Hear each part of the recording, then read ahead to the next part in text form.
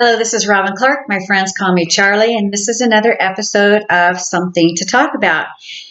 First, I want to say thank you to all of you that have been watching me and following me. I so appreciate it. And I want to apologize for this tremendous learning curve that you are watching me go through. This is when I wish my kids were living with me because they make everything so much more simple.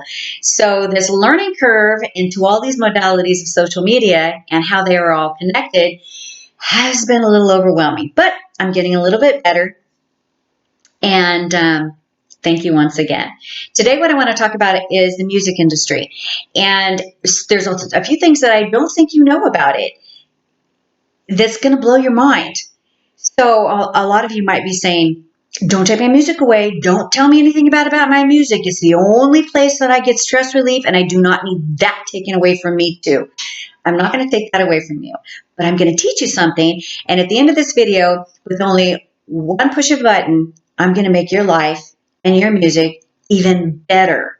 So bear with me for a few minutes. This is not a very long video. A little bit of a background on your music. Prior to 1885, all musical instruments and music was played at 432 hertz.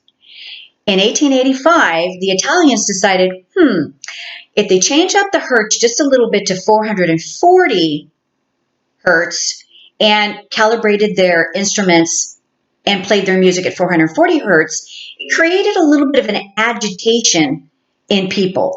It really separated the people from nature. Nature resonates, and the Earth's magnetic field resonates at 432 hertz. Also, with the healthy cells in the human body, it's a very nice symbiotic relationship. But once you expose people to 440 hertz, it creates an agitation in the body, and it breaks that relationship. That symbiotic relationship is now gone. In 1917, the Foundation for Musicians endorsed what the Italians were doing and started the snowball rolling downhill. In 1935, the Rockefeller Foundation got a hold of this information, started doing their own testing, and realized, indeed, it does cause agitation in people. And they coined it a war on consciousness. In 1953, it was adopted law around the world that all instruments were to be calibrated at 440 hertz. Therefore, all music would be played at 440 hertz. Now, once the Rockefeller Foundation realized that this war on consciousness could benefit them, they started doing their own clinical studies. And I'm going to read to you, in fact, what came out of the clinical study. Very interesting paragraph. And this is what it says. It says, listening to music at 440 hertz frequency changed the personality and thinking of the population, herding them into greater aggression, agitation, emotional distress, and even causing illness.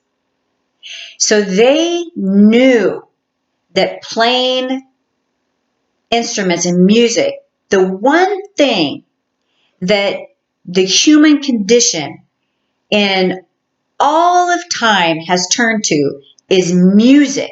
It's our one outlet, the one place that we go to be stress-free, to be free of all thoughts. Listening to music just makes you forget about the dramas of the world. We all know that. And so did they. So they took this frequency and they weaponized it. And you can ask any military soldier that this is true. One of the most effective weapons that they have in the military is the crowd control machine.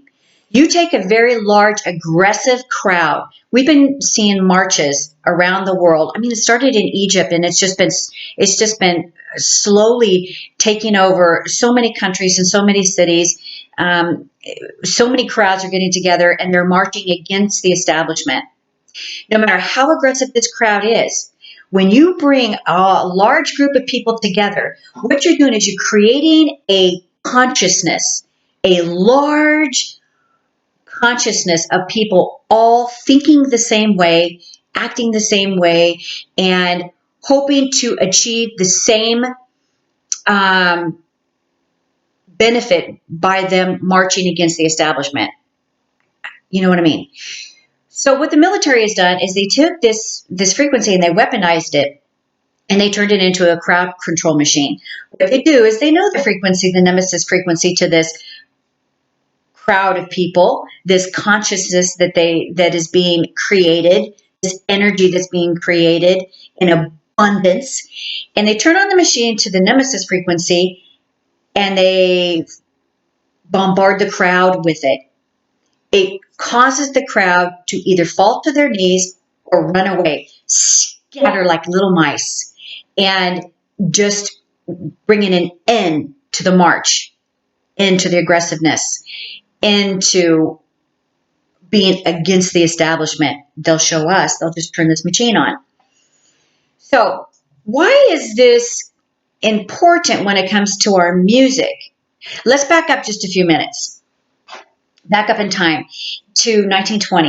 In 1920, there was a very prominent biologist by the name and doctor by the name of Dr. Royal Rife. What he did was he studied diseases and cells and their frequencies. And what he discovered was that every cell has a different frequency. Healthy cells have one frequency. Tuberculosis cells have a different frequency. Cancer cells have a different frequency. Bacteria, viruses of all kinds have different frequencies. What he did was he isolated each one of these cells, these diseases, and he introduced frequencies to these cells until he found the nemesis frequency. When the nemesis frequency hit the disease cell, it busted the walls open, dumping all the contents out, killing the cell. He realized that each disease has a nemesis frequency. You just bombard that disease with this nemesis frequency and you cure the client.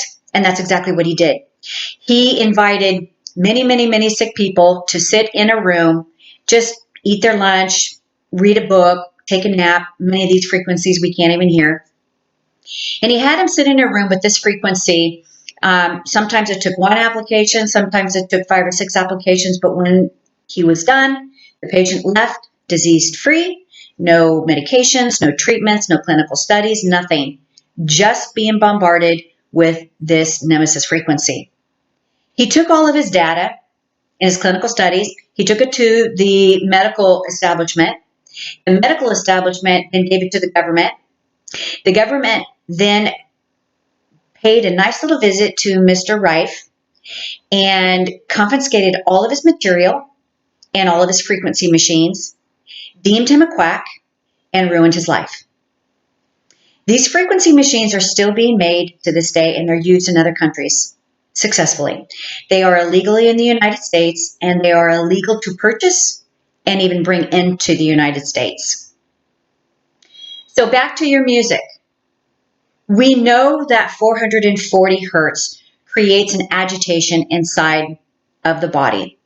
Diseased cells love agitation because not only does it feed them the aggressiveness that they need to create their own energy, but it causes healthy cells to become vulnerable, allowing the disease cells to come in like a Pac-Man and eat up the vulnerable cells and create the environment that they love, and that is an environment of death, until they do win the fight and we lose.